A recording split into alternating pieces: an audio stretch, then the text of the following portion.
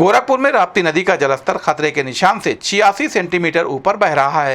जिला आपदा विशेषज्ञ गौतम गुप्ता ने बताया कि राप्ती नदी की सहायक नदियां रोहिणी और बूढ़ी राप्ती में भारी बारिश के कारण पानी का प्रवाह बढ़ गया है, जिसके परिणाम स्वरूप राप्ती नदी का जलस्तर लगातार बढ़ रहा है। उन्होंने कहा कि अगले 2 दिनों तक राप्ती नदी का जलस्तर बढ़ने की संभावना है। इसके अलावा सरयू नदी भी अपने खतरे के निशान पर पहुंच गई है।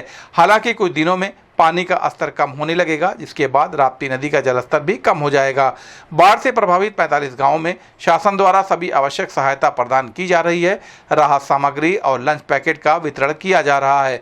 ग्रामीणों को पीने के लिए स्वच्छ जल उपलब्ध कराने के लिए जगह जगह पानी के टैंकर लगाए गए हैं। हमारी टीमें लगातार स्थिति की निगरानी कर रही हैं और जरूरतमंदों को हर संभव सहायता प्रदान कर रही हैं। इस संबंध में गोरखपुर न्यूज से बात करते हुए जिला आपदा विशेषज्ञ गौतम गुप्ता ने कहा कि अभी जनपद गोरखपुर में जो राप्ती नदी है वो उसका डेंजर लेवल 74.98 है, जिसके सापेक्ष नदी जो है अपने 86 सेंटीमीटर ऊपर बह रही है। अपने डेंजर लेवल से 86 सेंटीमीटर ऊपर है।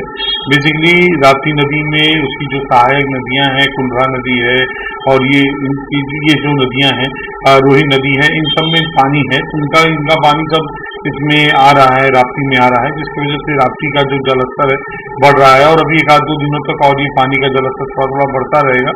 लेकिन एक अच्छे साइन ये है कि सरयू नदी जो है वो अपने डेंजर लेवल पे आ गई है, यानी रिसीड करने लगी है नदी और वो धीरे धीरे डेंजर लेवल से नीचे डाउन होती चली जाएगी।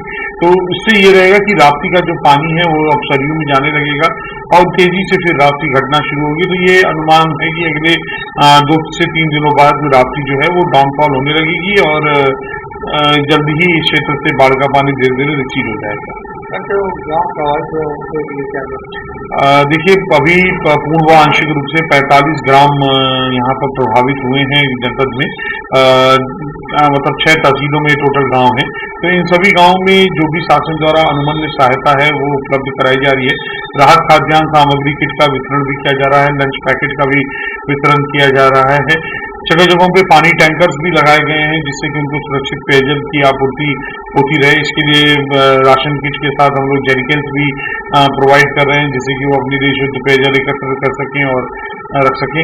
85 नावें लगाई गई हैं पूरे क्षेत्र में और अगर जहाँ भी नाव की आवश्यकता है वहाँ भी नाव उपलब्ध कराई जाएगी। तो जो भी आवश्यक कार्रवाई है वो प्रशासन द्वारा की जा रही है, जिससे कि किसी प्रकार से भी बाढ़ प्रभावित व्यक्तियों को कोई दिक्कत ना हो।